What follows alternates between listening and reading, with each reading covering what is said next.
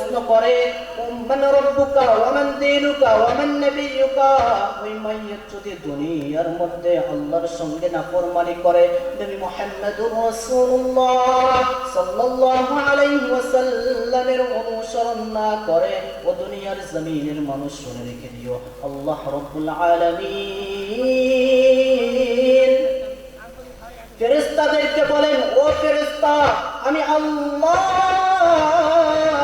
ওই মাইয়তকে দুনিয়ার মধ্যে অনেক সময় দিয়েছি, হায়াতে জিন্দেগি একটা দিয়েছি, ওই মাইয়ত হায়াতে জিন্দেগির মধ্যে আমার অনুসরণ করতো না, আমি নবী মুহাম্মদুর রাসূলুল্লাহ সাল্লাল্লাহু আলাইহি ওয়াসাল্লামের অনুসরণ করতো না।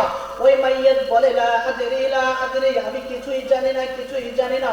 আল্লাহ বলেন, ও কবর, তুমি দুই পাশ থেকে চাপ দিতে থাকো।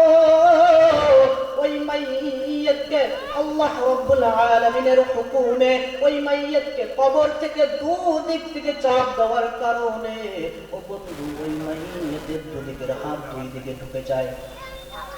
শুধু তাই নয়, আল্লাহ রাব্বুল আলামিন বলেন, আমি ওই অন্ধকার কবরের মধ্যে একজন ফেরেশতাকে নিযুক্ত করে দেই। ওই ফেরেশতা ওই অন্ধকার কবরের মধ্যে গিয়ে ওই মাইয়তকে গর্জন মারতে থাকে। কিরকম বলছে? অন্ধকার কবরের মধ্যে নবী মুহাম্মদুর রাসূলুল্লাহ সাল্লাল্লাহু আলাইহি ওয়াসাল্লাম বলেন, ওই অন্ধকার কবরের মধ্যে এমন একজন ফেরেশতা আল্লাহ নিযুক্ত করে দেয়। ওই ফেরেশতা কানেও শোনে না, চোখেও দেখে না, তার হাতের মধ্যে একটা এত ভারী ওজনের তলোয়ার থেকে।